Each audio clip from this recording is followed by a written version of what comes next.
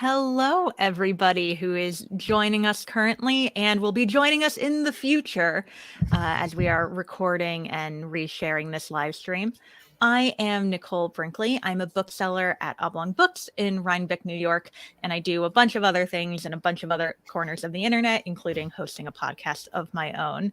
And I am so excited to have this wonderful group of sci-fi fantasy booksellers with me today to do a little industry roundtable on sci-fi fantasy bookselling. I could introduce everybody for them, but that's not nearly as much fun as letting them introduce themselves. So why don't we move in a circle? Meg, could you introduce yourself?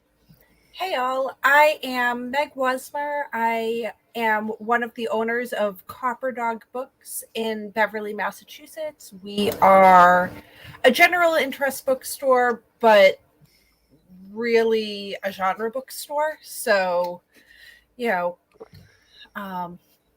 lots of genre love happening, JT? Hi, I'm JT Greathouse. I'm a novelist and also a high school teacher and also a bookseller.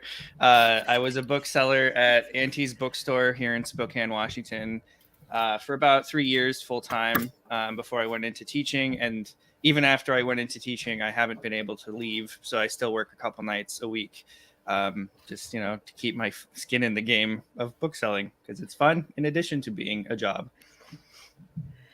Jean-Paul? I'm Jean-Paul. I'm the owner of Space Cowboy Books, which is a small bookshop in Joshua Tree, California, with a specialty in science fiction. Carry a little bit of everything, but the main focus is definitely science fiction.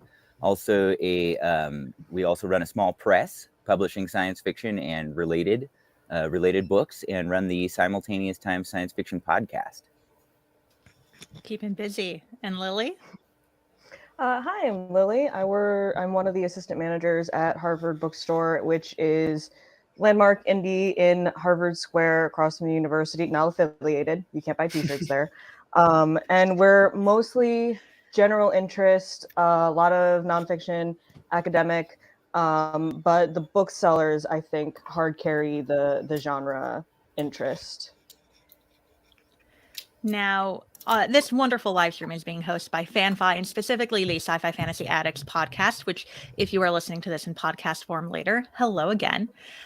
Before we get into kind of the technical aspects of indie book selling and kind of like going into the nitty gritty of it, what books made you all fall in love with sci-fi fantasy? You can't see it because the light is not as good in that corner, but I do have an entire bookcase of Anne McCaffrey books over that away.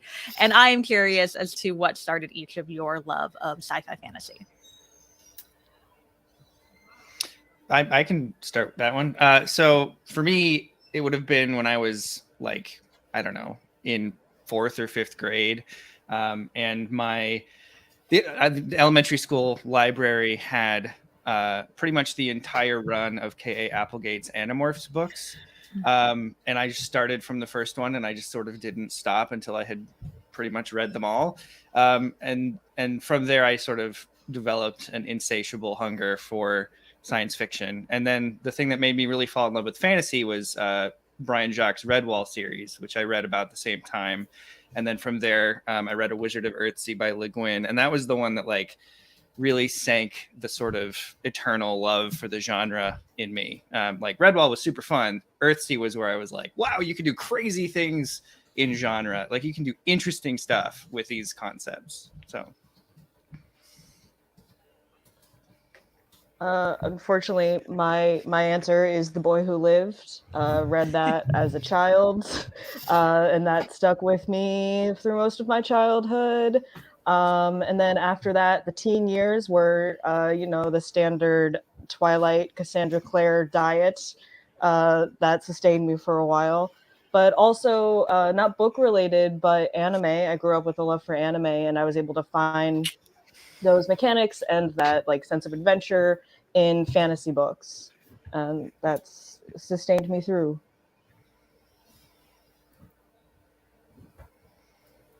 For me, it was the Tripod Trilogy by John Christopher. I read those when I was a little kid. He's a British writer. It was written in the 60s. YA sci-fi, and that I want to say that got me hooked, but I actually drifted away from science fiction after that into classic literature. And then in my late teens, early 20s, I found Vonnegut and Frank Herbert and really fell in love with their stuff, and then found writers like J.G. Ballard, and then it was just off the deep end for me and never went back. Star Wars, Darth Vader coming onto like through the door on, A New Hope. But Kevin J. Anderson pretty much taught me to read. I was in a grocery store. My mom bought me my first Star Wars novel. I had a great teacher in 8th grade who was like, I see you like intellectual properties. Can I give you some original content? And actually gave me David Eddings, speaking of Spokane. But so the Belgariad, don't recommend, doesn't age well, but we can have our problematic favorites. So some of us here work at general bookstores, some given away by Space Cowboy work at more genre specific bookstores. What are some of the joys and challenges of hand selling and carrying science fiction and fantasy? Both, and you can answer this both to like general fans and consumers, but also like if there's any writers in the audience that you want to kind of give little nudges to about what the challenges are, you can go ham.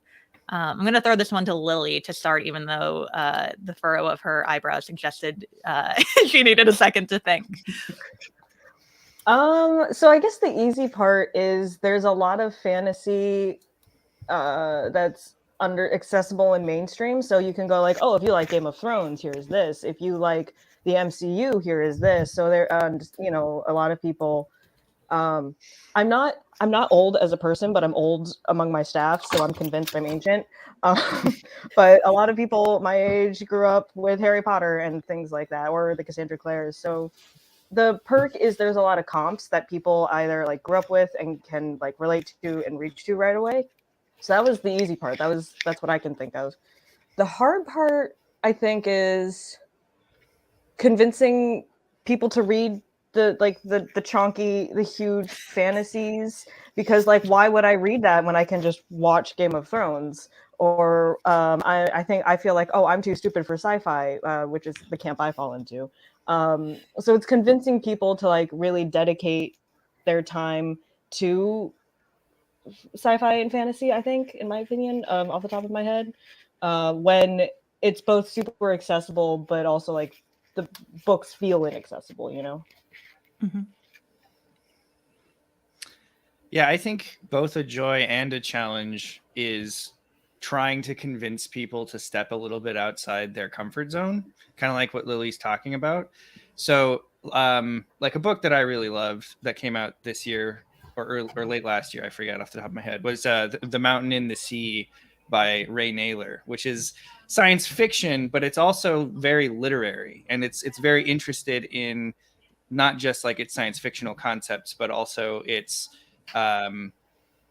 delivery of character, and it's on a prose level very, very, very well written. And so I think there are people who don't read science fiction who read for those things who would really love it. And so sometimes somebody will come into the store and they'll be looking for a book and they're not really sure what they want. And so I ask them questions to try to figure out, what do you really look for in a book? And if it turns out that what they really look for is, really, really well realized characters and really, really technically good prose, I'll be like, well, you should check this out. It's, it's science fiction, but it's also very literary. You'll probably like it. And that can be tough because you get that reaction of like, oh, well, I don't really read sci-fi. And then, as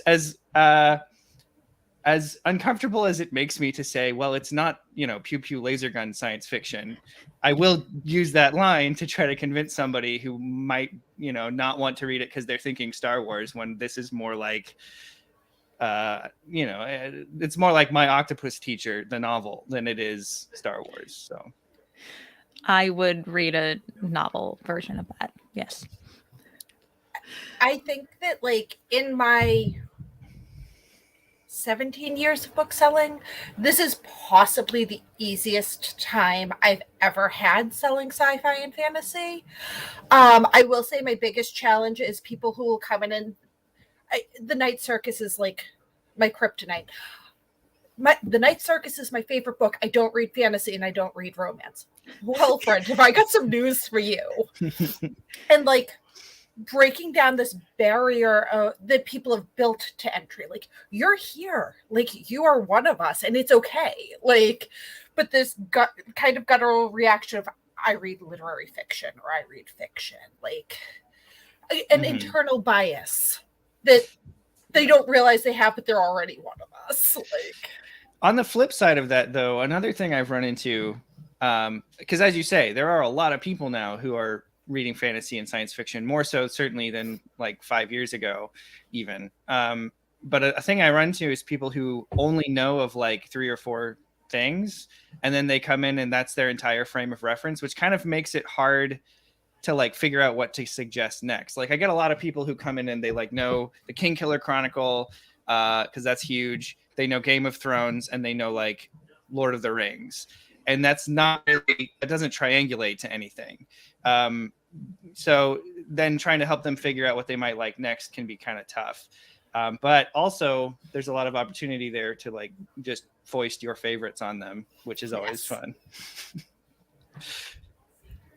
For me, one of the greatest joys is, I've worked in all different kinds of businesses. Food, for instance, everybody eats, but not everybody reads. And so people that come into a bookstore are generally book people. And, we already have something in common that we both love. And that always leads to amazing conversations where we exchange information. I learn so much from my customers, and that's always a wonderful experience. I think one of the greatest challenges in a genre bookstore is there, like everyone has mentioned, there's a stigma against science fiction that it is somehow a subliterate genre, which is, the impression comes from watching 1950s movies that has very little to do with the literature itself. I get it from the movies. I mean, they're terrible, right? But fun, but usually terrible. But that ties into another great reward of breaking down that stigma with customers and being like, oh, you like literary fiction? Well, have you read Walter Tevis? Have you read Ursula K. Le Guin? Have you read Miller Jr.? There's all these incredible literary science fiction writers that a lot of people just haven't associated or made the connection that it is science fiction. So that's really exciting, and just connecting with the customers in that way. Hey, the Time Traveler's Wife made me weep. And they go, oh, well, you're willing to talk about crying, and I want to cry when I read too, and then connecting over that.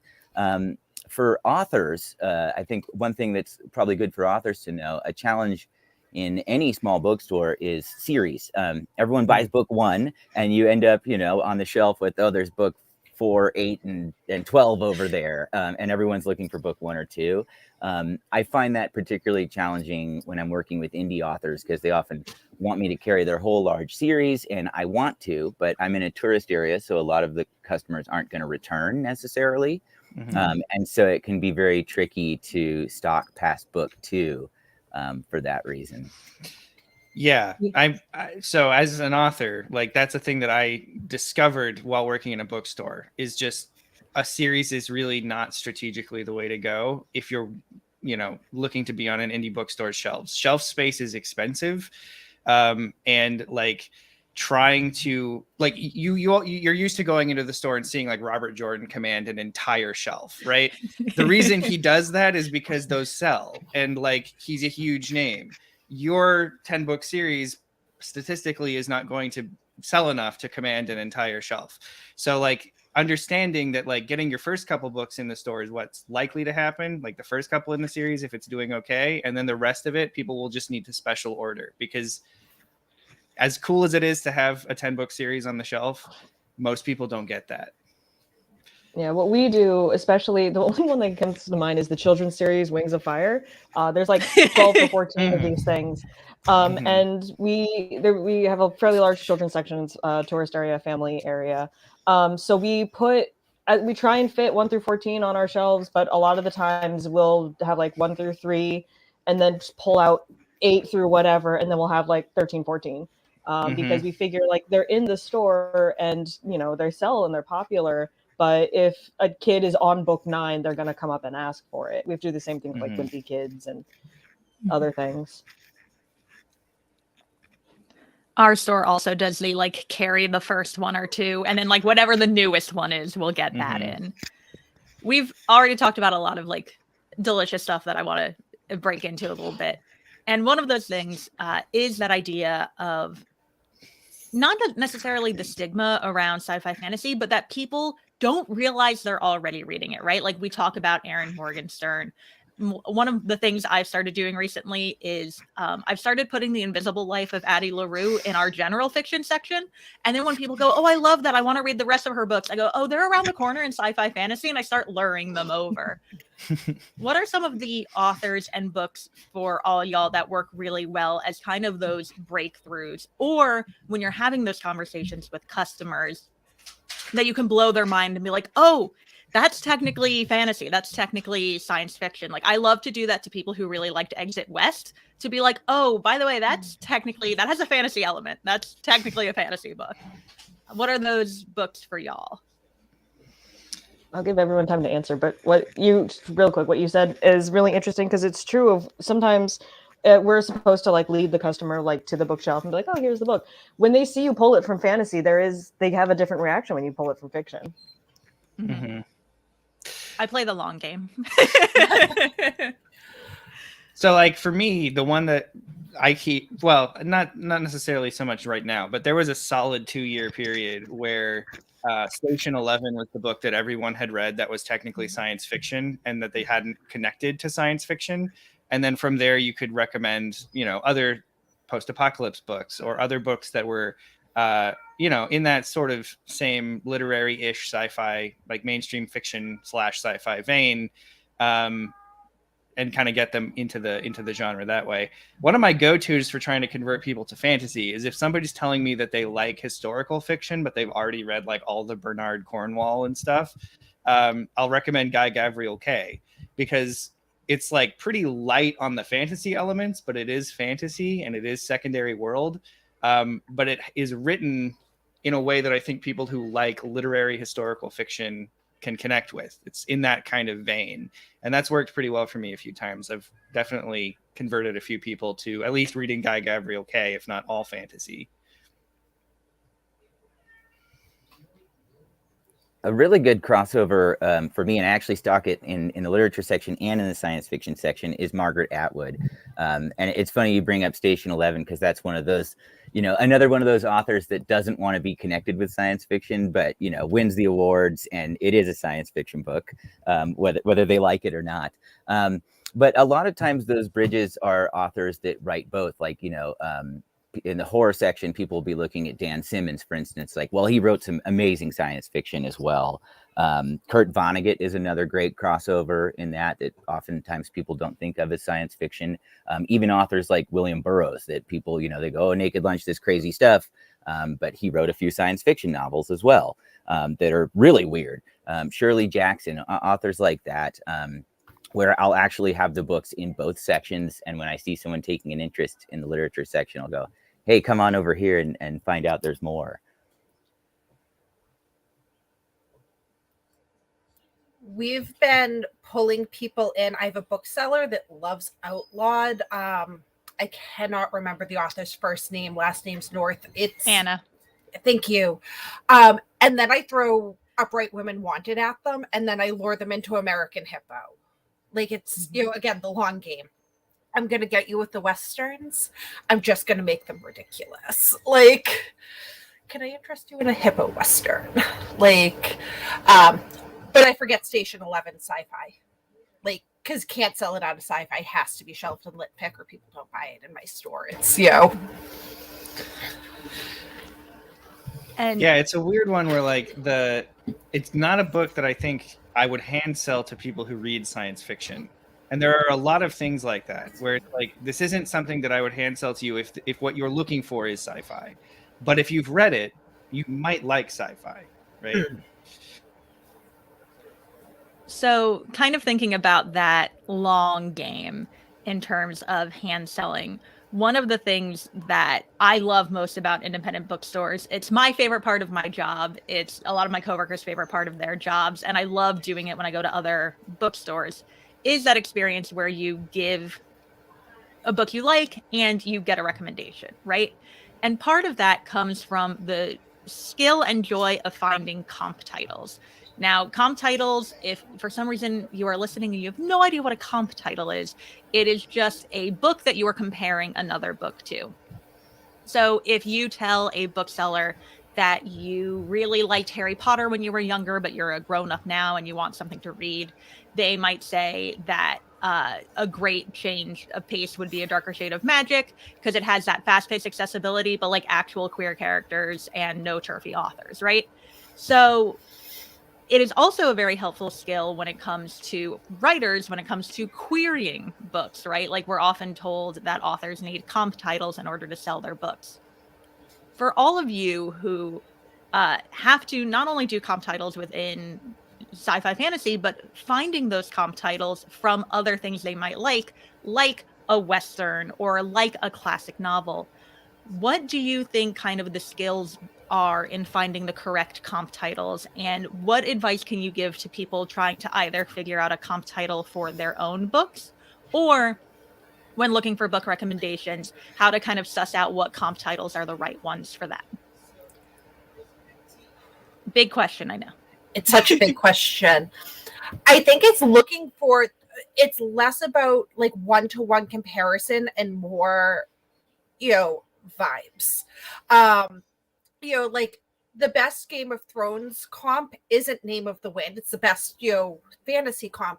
But you really, if someone's in there for the political scheming, you actually want to give them Pillars of the Earth. Like looking for the vibes. Like, did you like the fantasy or did you like the politics? Did you more dragons? I can give you more dragons. Like, but yeah, it's vibes, like finding that little, like finding the chink in their armor, the thing that makes them love the book rather than like, oh, it was a bestseller, so I bought it. Yeah, I think that's very true. It's about asking follow-up questions with them. Like, what did you like about it? Right. Like I was saying with the Ray Naylor example, if what you really like is prose style, then he's a very good prose stylist. So you should read his book. I think that from like the writer's perspective, comp titles are a very frustrating thing because you always want to comp to what inspired you, but that's not necessarily what's going to sell your book to someone.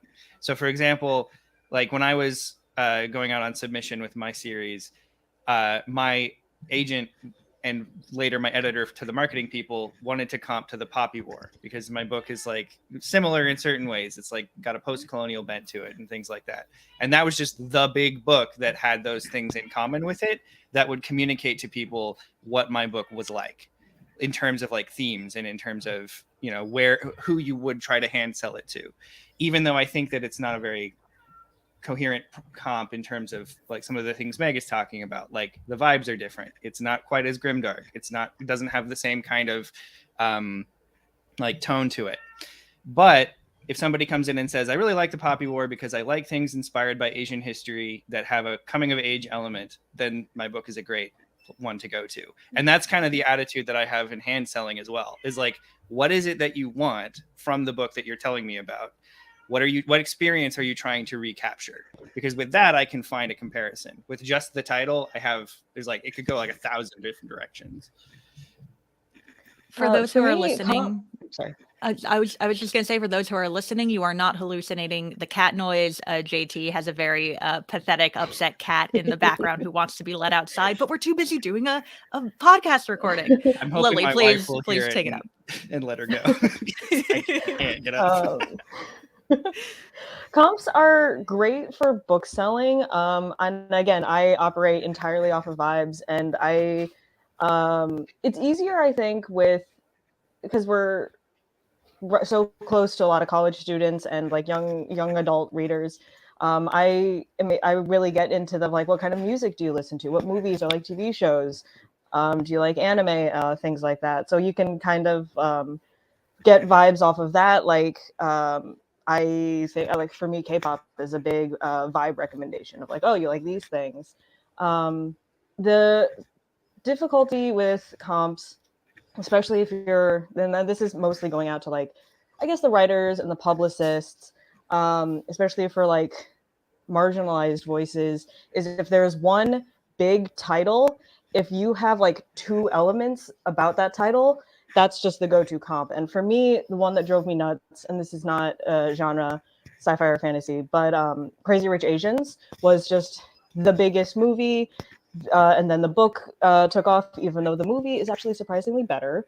But for a very long period of time, if there was a single Asian family with dysfunction and some money, every book was suddenly comped to Crazy Rich Asians. So as a publicist, you absolutely have to look out for that, because that's inaccurate. You're not reading the original book correctly. You're probably not reading the book you're comping correctly. And that's mostly to publicists. But also, I think, is on the responsibility of booksellers as well. And I would just throw a tip out to writers who are listening to this. When you are going on submission and sending queries to agents and stuff, that also applies. Like you don't want to comp to the big mega bestseller that is kind of tangentially related to your book. You want to try to find comps from the last couple of years that genuinely do triangulate where your book sits in the market. It's, you don't comp Game of Thrones just because everyone's heard of it. If you're comping it, there needs to be like a good coherent reason. I do love kind of using comps in store when I'm not there, because I'll do like an if you love, try these 3 things, and it's a great way to get books that maybe didn't have the same marketing budget in front of people and let them talk while I'm not there. It's one of the best things I brought from Borders, because I used to do them all the time. One thing I find with customers that's super helpful, and this is kind of the opposite of a comp title in a way, is I'll often ask, what's a book that you really didn't like? And that'll narrow things down greatly. If I know one book they loved and one book they hated, it's like, okay, that tells me so much about your reading taste. And then this goes for indie authors that are trying to sell books to a bookstore or to the customer. Theme and mood are I want to know more about that than a book it might be like. For instance, a lot of my customers are on vacation and they want light reading, or they're in a mood, they're seeing the Milky Way for the first time and they've been inspired. They want to know about aliens, and so finding out where the person is at.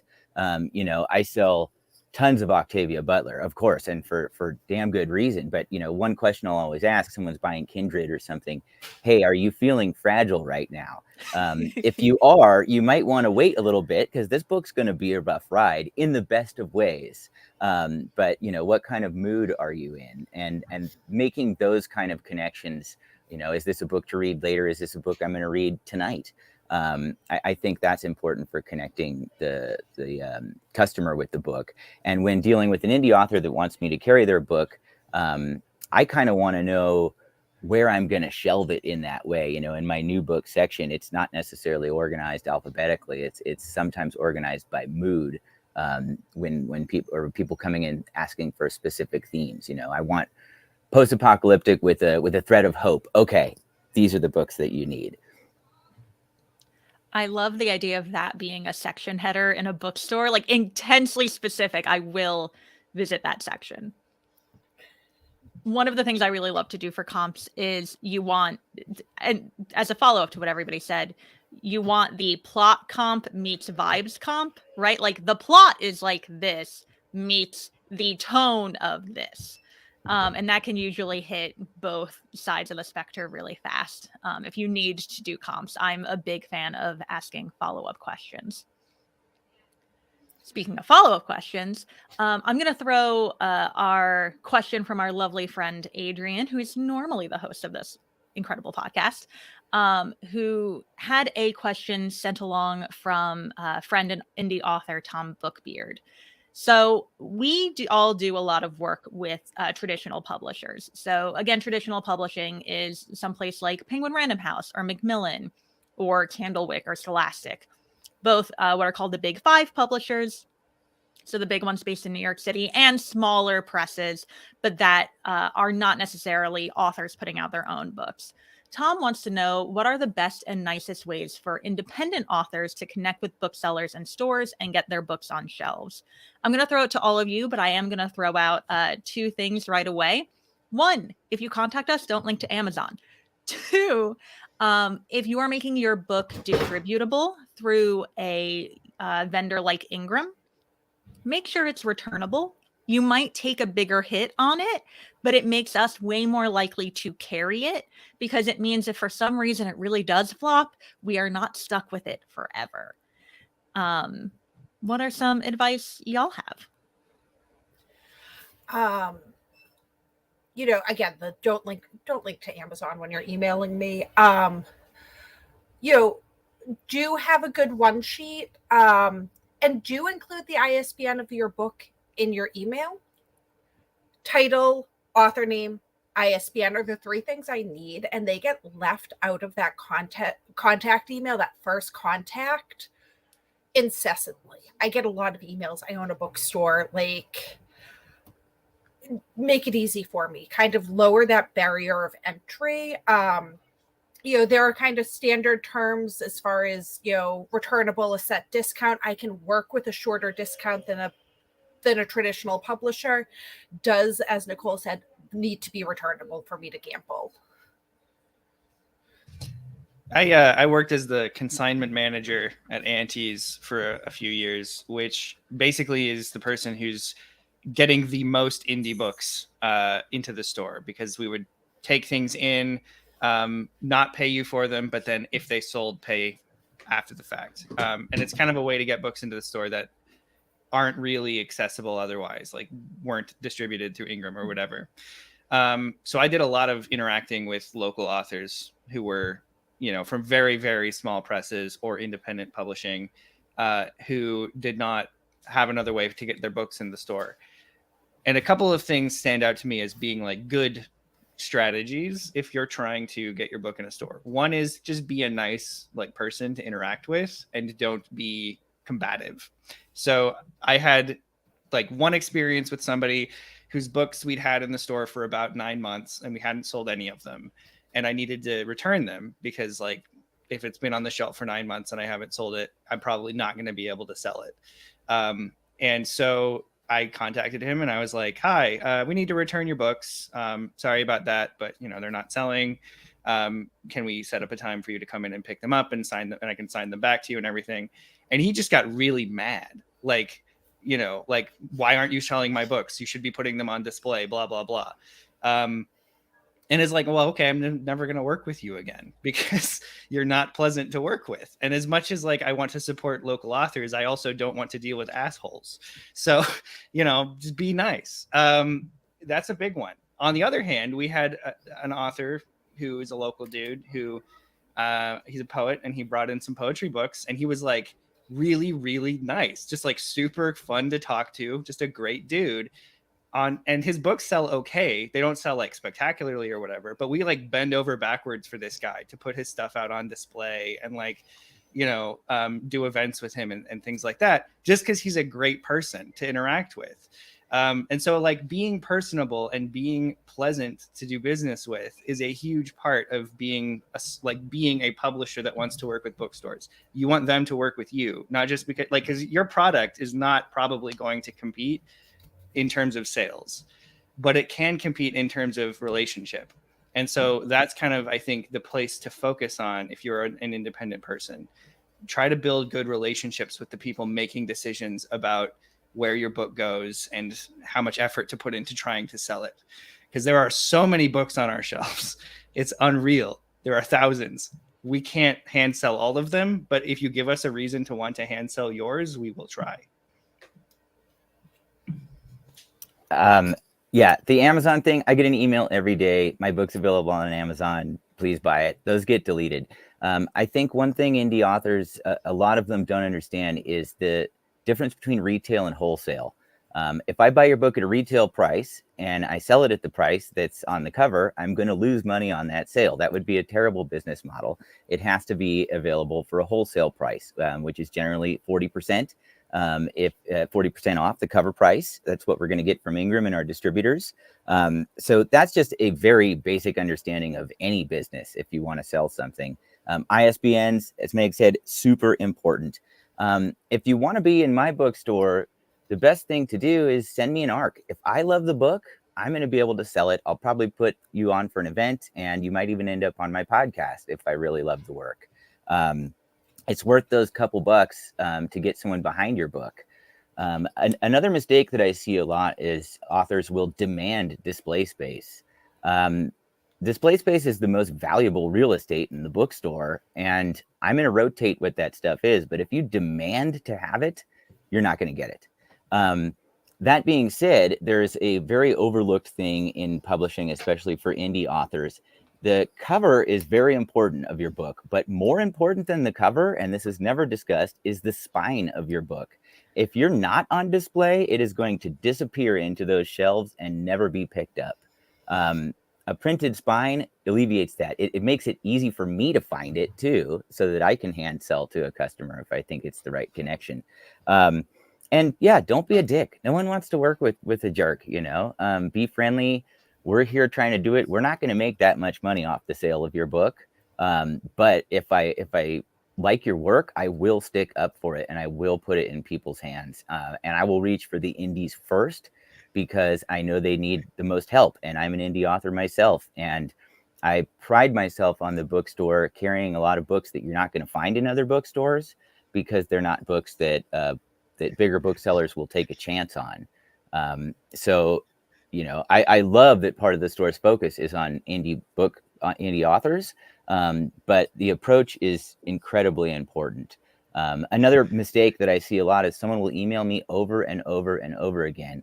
I also edit for magazines, which means I'm having to respond to like 100 emails a day. If you've flooded my inbox like that, I'm probably going to delete them.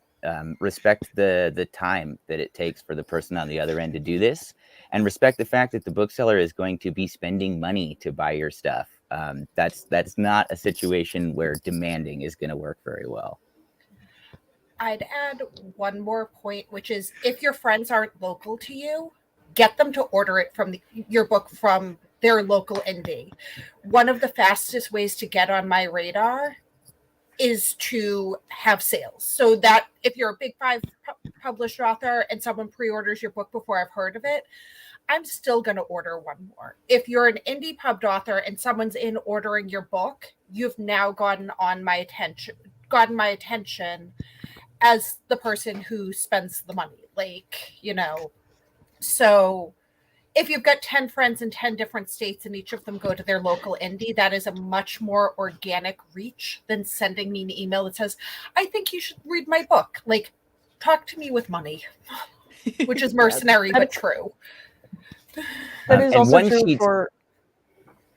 So sorry. One sheets came up. I almost never get these from authors. These are super helpful. Put it together. It only takes a couple minutes. And then once we carry your book, let people know it's available at that particular store. I find that often doesn't happen. An author will come in a couple months later and go, why haven't you sold any of my books? And my first question is, did you tell anyone they're available? And the answer is usually no, if there hasn't been sales.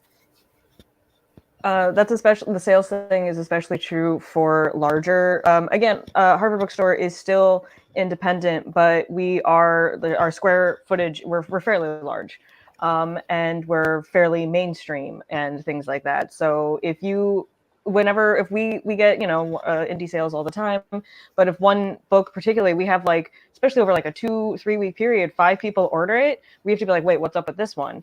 And that's how we pay attention. Funny story about displays, though. We've had a few, not even like like Harvard professors. We have had tenured Harvard professors sneak in their books into our windows. Don't do that. That's insane, and your book might end up in recycling at that point. And at least, again, from a larger bookstore perspective, and I can't really talk much on this because I'm not one of the buyers at the store. I'm the opposite of you, John Paul, of please don't bring your ARCs or physical books to the booksellers or the general information desk.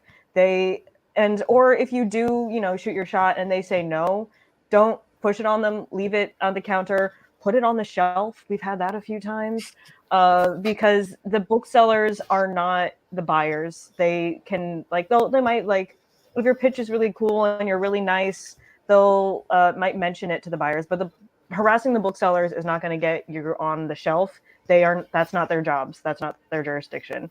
And the worse you are about it, the worst impression you're going to make. And we're never going to carry your books, Harvard tenure or not. So just those few things.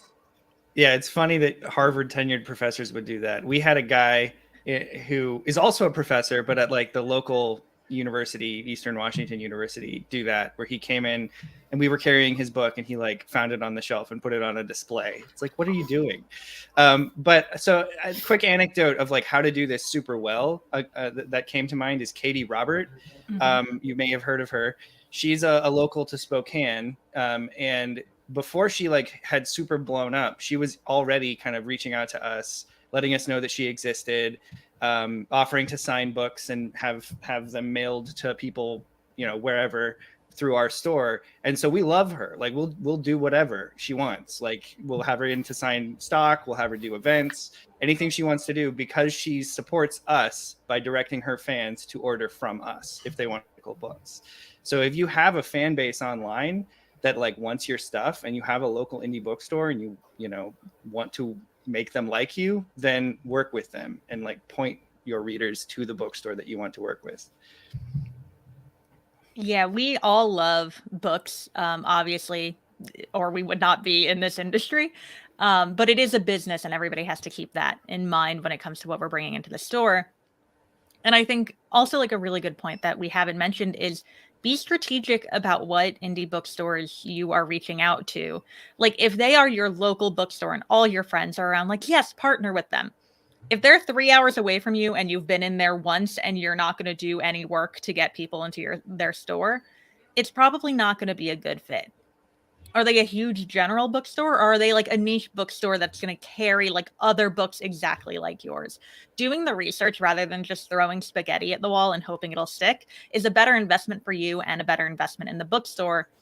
And also will allow that kind of more natural organic growth of, oh, it's doing really well there. Oh, that person mentioned it to this other genre specialist. And now this genre specialist mentioned it to a general bookstore. It allows that sort of spread because, as you can tell, clearly we all chat amongst ourselves. Almost knocked over my laptop. Let's not do that.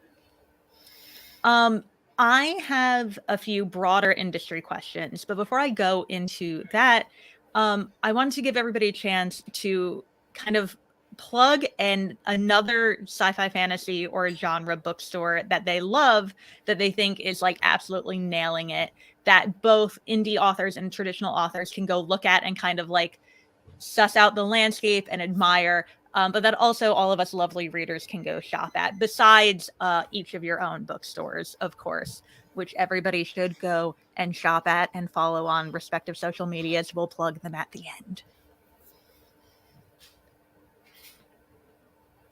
There's a place in... Go ahead. Oh, so I was gonna go first because my actual favorite bookstore, even better than the one that I work at, isn't genre specific, but they do absolutely incredible community work. It's Left Bank Books in St. Louis, Missouri. It was my hometown bookstore. It's where I fell in love with books and bookstores. They have a cat, in case you need any more publicity. But whenever people think of community, independent, like progressive bookstores, it is Left Bank Books, so I can't recommend them enough.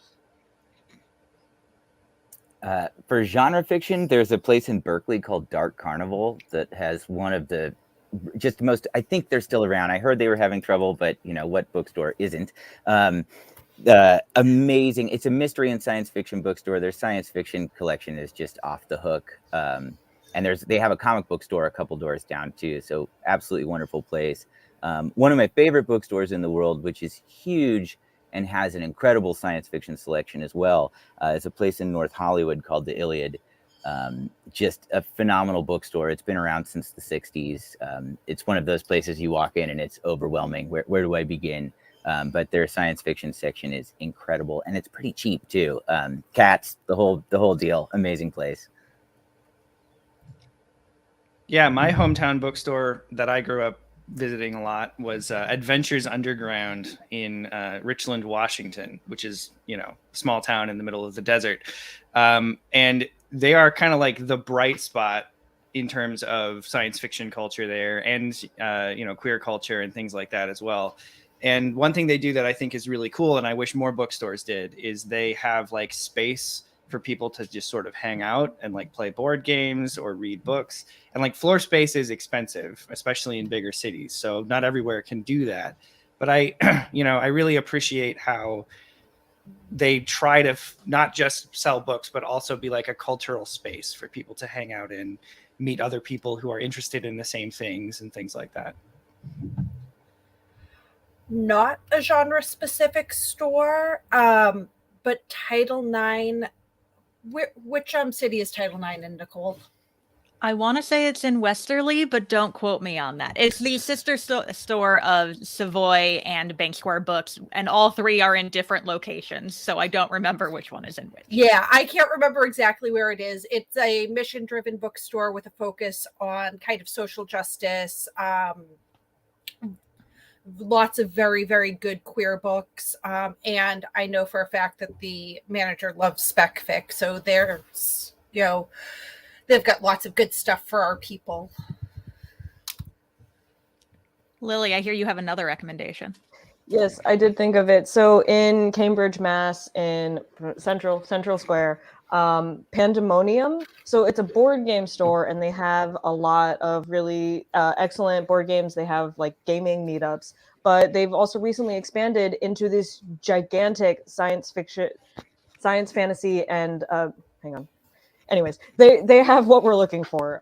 So if you go, I think it's on the bottom floor or stuff. But definitely check out Pandemonium if you're in the Massachusetts area. And phenomenal events. They get like really, really good panels. Yeah. I don't believe I forgot Panda. Bad person.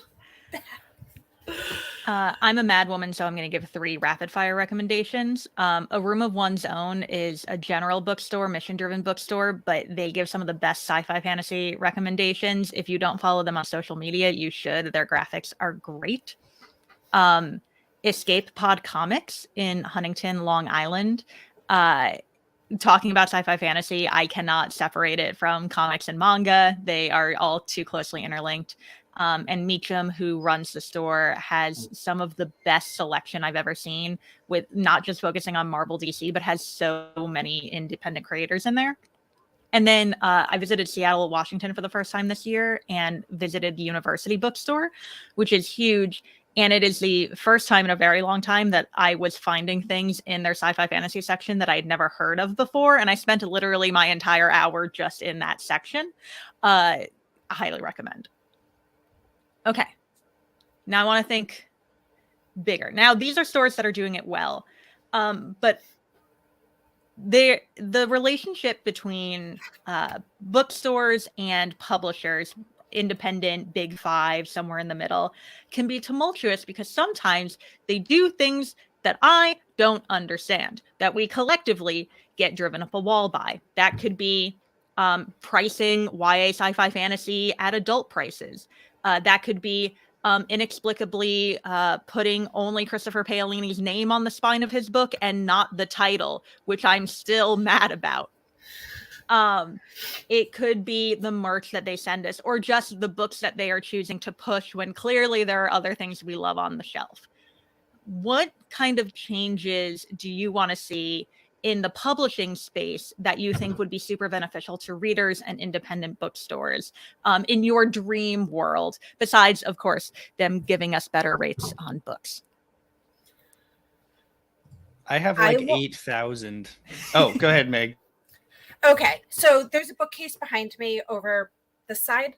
That's all unread arcs. I want every single advance copy print on demand so that I can pick the books I want and not have it based on the marketing budget that you've assigned, thus letting me get some of the weird little like mid-list stuff that you're never going to print an arc for. That's what I want. I want to pick my own arcs. Yeah, arcs are a big one. At one point at our store, we had, I think, 5 arcs of Babel that they had just sent us unsolicited. And we didn't need that many. Like, we had like 2 people who were interested really in reading it, but they were pushing it so hard. They just kept flinging copies at us. And, you know, there are other books like that where it just feels like they're putting all of their money behind one thing. And I get why they do that. But at the same time, Like there are so many things that fly under the radar. Like there's this book called When We Cease to Understand the World, which I really love, by Benjamin Labatut. And I would have hand sold the hell out of it if I'd known that it existed when it came out. But I didn't read it until like 6 months after it came out, when another bookseller that I was friends with was like, hey, you seem like you would really love this. Have you read it? I was like, I didn't even know that it existed, because they didn't send us an ARC. They didn't send us any marketing copy. They didn't send us anything. And now I've hand sold like 100 copies of it since then. But, like I can't sell something if I don't know that it exists. And I already know that the book that you've sent me 5 ARCs of exists. So like send me 5 ARCs of different books instead of 5 ARCs of the same book. Right. I know how that happens, which is like the sales team sends one out and then the marketing team sends one out. Please, like, you have internal servers. Surely you must be able to cross-reference that list. Surely.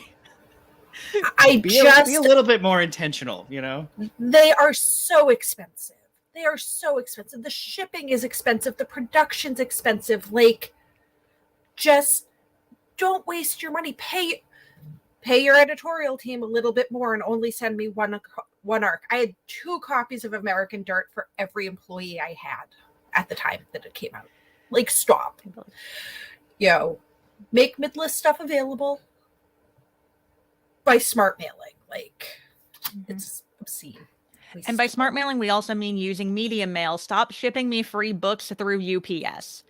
You don't need to pay $10 to ship me something you're not making money on. People keep sending my Bookseller like the overnight express, like get here by 10:30. Like, you make it by Upstriver, redo his entire route. It means he doesn't like me, and he's my employee of the month every month. Like, stop.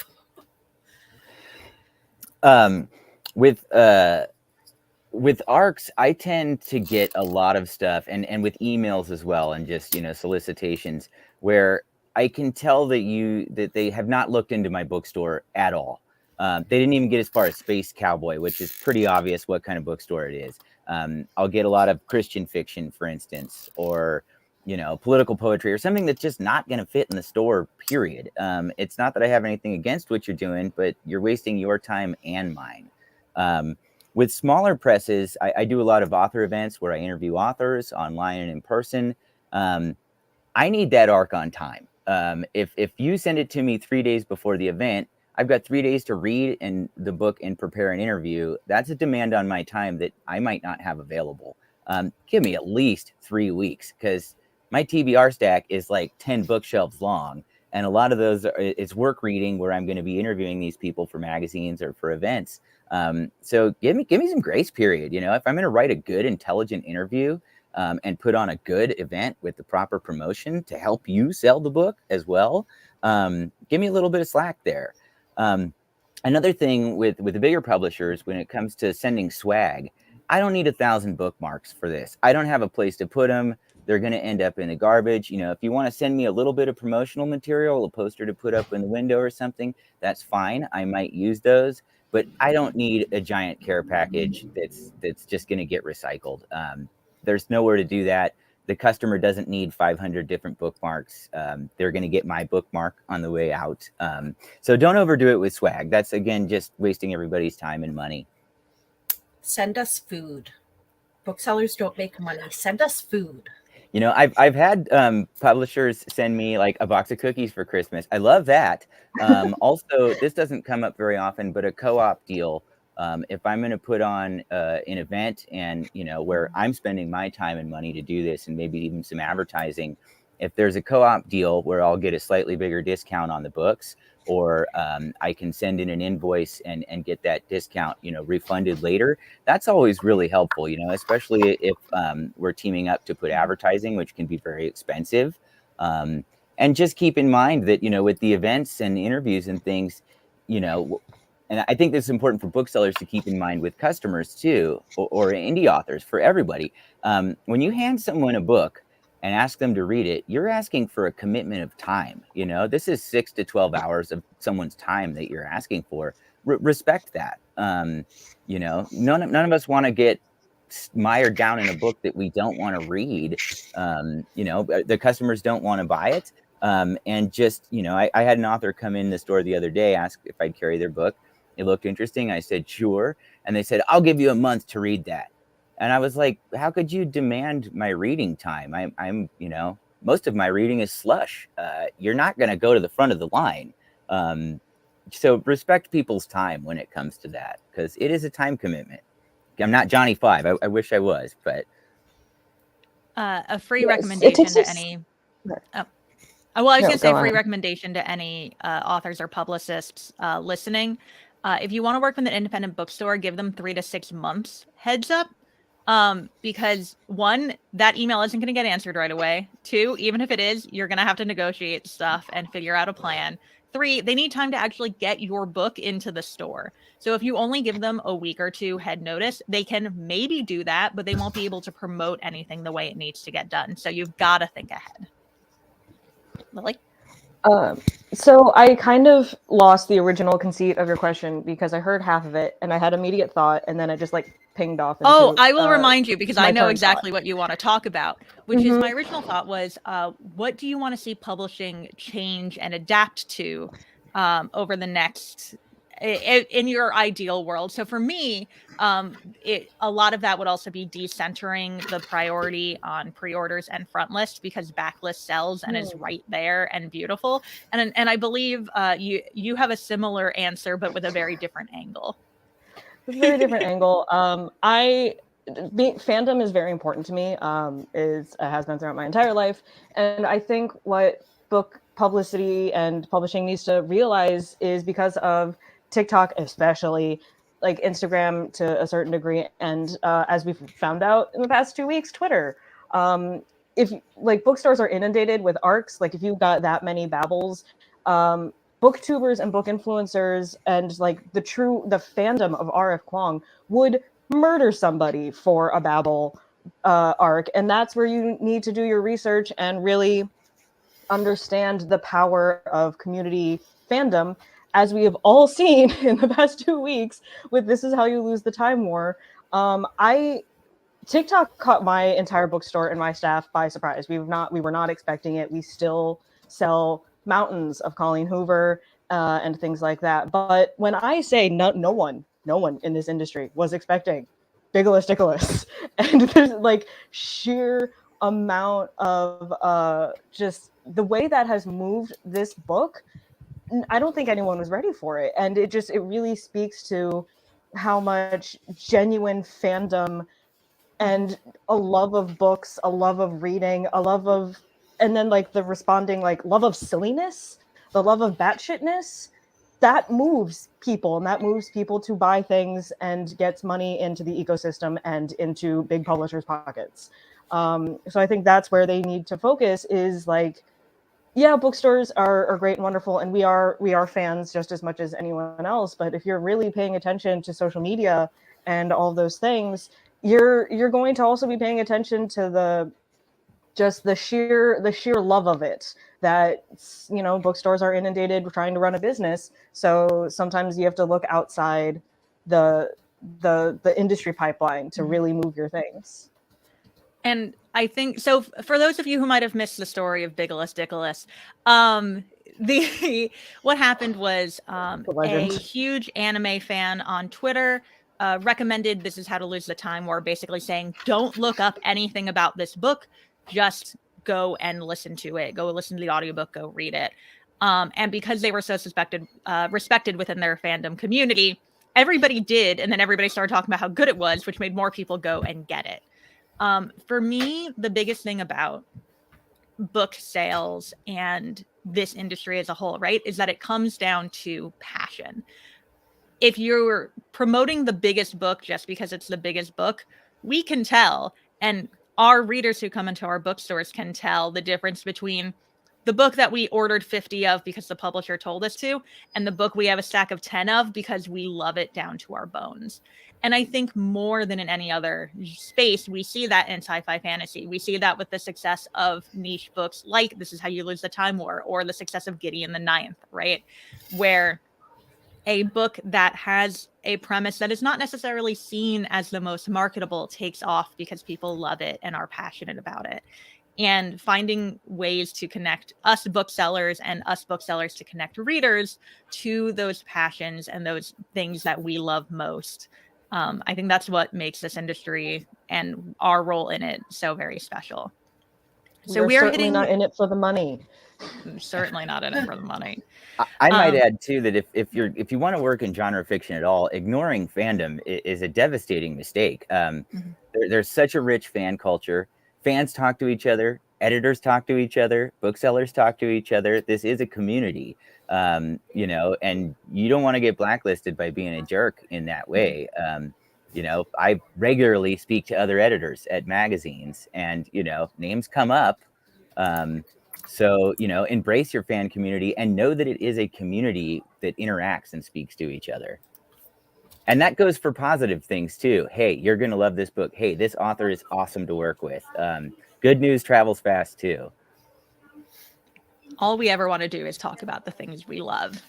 With that in mind, we've hit our hour mark, so I'm going to start to wrap it up. But before we go, we of course need book recommendations from everybody. So what is a sci-fi fantasy book that you want everybody to go and read right now, or pre-order, or go find in their backlist file somewhere in their house? Oh God, you're going to make us only pick one? Yeah, I was going to say. Just to start. And then we'll plug social media. You can give a whole list for people there. But one to start, or we'll be here a whole nother hour. Or two, if you can do two quickly. Do you want me to start? Would that help everybody? Yes. All right, I'm going to do two really quickly. One, pre-order Starling House by Alex Harrow, which comes out on Halloween. I want you to pre-order it because it is the perfect spooky book mood, but because Halloween is a Tuesday this year, for some reason, every publisher put the spooky books on Halloween instead of at the beginning of the month. It is an Appalachian horror that is an ode to the power of children's books and imagination, and is also super creepy and has a living haunted house in it. It's great.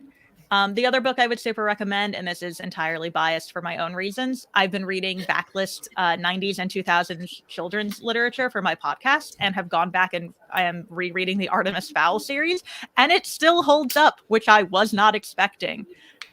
So if you would like to go and read a no pressure, easy escapist book from 20 years ago, Artemis Fowl. Who wants to go next? I have three, if that's okay. Rapid fire, let's do it. All right. So one is actually a pretty old book in the industry's mind. It's like 10 years old at this point, but the author recently republished it himself. So it's Between Two Fires by Christopher Buehlman. I just read this. It is like incredibly strange and unsettling horror fantasy. The basic premise is it's like the 1360s and the biblical apocalypse starts happening. It's incredibly good, but also incredibly harrowing. For one that came out recently, I recommend The Spear Cuts Through Water by Simon Jimenez pretty much every time I get an opportunity to. It's a really, really excellently written fantasy novel that uses some pretty standard genre tropes of, you know, adventure fantasy, but in a really interesting way, to do some, I think, really fascinating commentary on colonialism, on history, and on like masculinity in a way that I don't see a lot in fantasy. And then the third one isn't coming out until 2024, but I just finished an arc of The West Passage by Jared Pechacek, I believe is how you pronounce his last name. He's an illustrator on, you might have seen his work. He does interesting drawings of things that are kind of like weird angels. And he's written a book that is very similar to his illustrations. And it's hard to describe, but it's a bit like if you took Gormenghast, combined it with illuminated manuscripts and the Weird Medieval Guys Twitter account, and then like told a really good coming of age story in that milieu. And it's just great, like super creative. I'm really excited for it to come out, and I hope it does really well. So I'm going to actually continue with a theme here. I just read Black Tongue Thief by Christopher Buehlman. As I mentioned at the beginning, I cut my teeth on David Eddings, and I've been chasing that high for like months. I've been like, I just want a quest. I just want a weird group of people going on an adventure to save the world. And Black Tongue Thief is that, but like without feeling derivative. And I haven't been excited about a book the same way I've been excited about Black Tongue Thief in ages. Also, I'd be a failure as a person if I didn't tell everyone here to read All Systems Red by Martha Wells, which is the book that has left me most seen as a person in probably the last decade.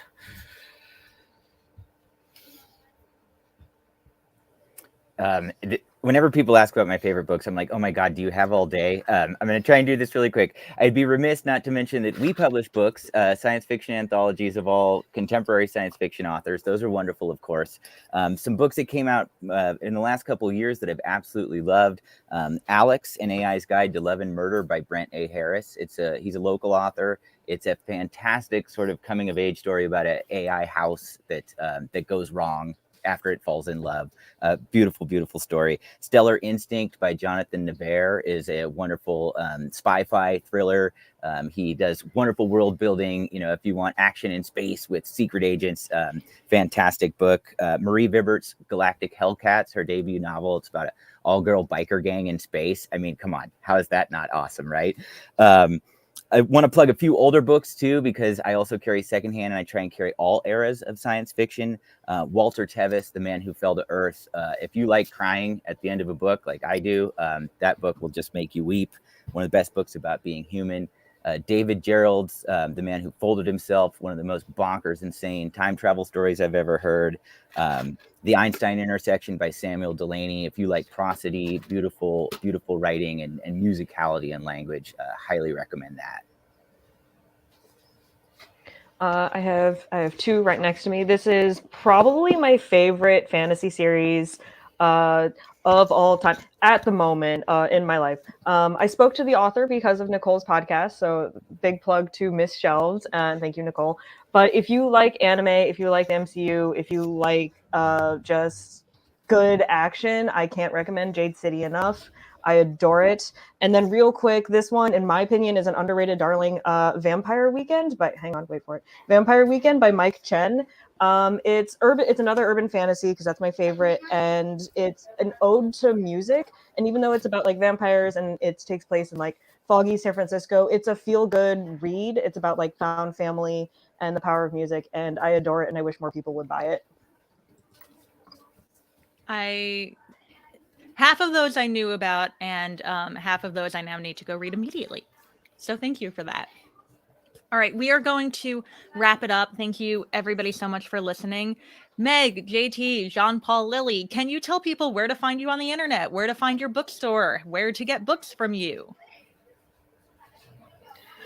I have mostly broken up with the internet personally, and it's the best thing I've ever done. But if you would like to talk to my bookstore, we are at Copper Dog Books everywhere, and we are copperdogbooks.com if you would like to buy books from me. I'm on pretty much all of the social platforms as either Jeremy TEG or Jeremy TEGRO. Auntie's Bookstore is my bookstore, and they're on Twitter at Auntie's Books. And you know, if you order copies of my stuff from them, I will happily sign it and like draw things in the front matter if you want. The thing I love most is when people come into the bookstore so we can say hi and talk in person. So if you find yourself in Joshua Tree, town's only 3 blocks long, easy to find us. You can also find us at Space Cowboy Books online. We're on Twitter and Instagram and all that, of course. No Facebook, though. We also have a YouTube channel where we have a wealth of interviews and readings from authors from all over the world. And then our podcast, Simultaneous Times, if you want to hear some contemporary science fiction, that can be found anywhere you listen to podcasts. I work at Harvard Bookstore, not the Coop, not the Co-op. That one's owned by Barnes & Nobles, and they sell T-shirts. We are Harvard Bookstore. We're on Massachusetts Avenue. For me personally, I'm on Twitter, Lily_RUGO. Everything else of mine is just not very active or private. But that's, yeah, mostly you just find me at the bookstore. And as I mentioned at the beginning, I'm Nicole Brinkley. You can find my bookstore, Oblong Books, at oblongbooks.com or at Oblong Books on pretty much any platform. You can also find me at NE Brinkley on Instagram. And if you like hearing me talk about books or to booksellers, you can hit up my old podcast, Misshelved, where both Meg and Lily had chances to talk to Martha Wells and Fonda Lee, respectively. And I'm also doing a new podcast now called Novelstalgia, where I read 90s and 2000s children's books with one of my best friends and New York Times bestselling author, Ashley Poston. And I do a bunch of other things on the internet. If you go follow me on Instagram, you'll see. Thank you so much to Adrian for letting us take over for a little more than an hour to talk about indie book selling stuff. And thank you to everybody who listened to the live stream and is listening in the future. Hello. Thank you. You're amazing. Goodbye, everybody. And thank you so much to our wonderful panelists. Have a great day. Thank you all. Nice to meet you.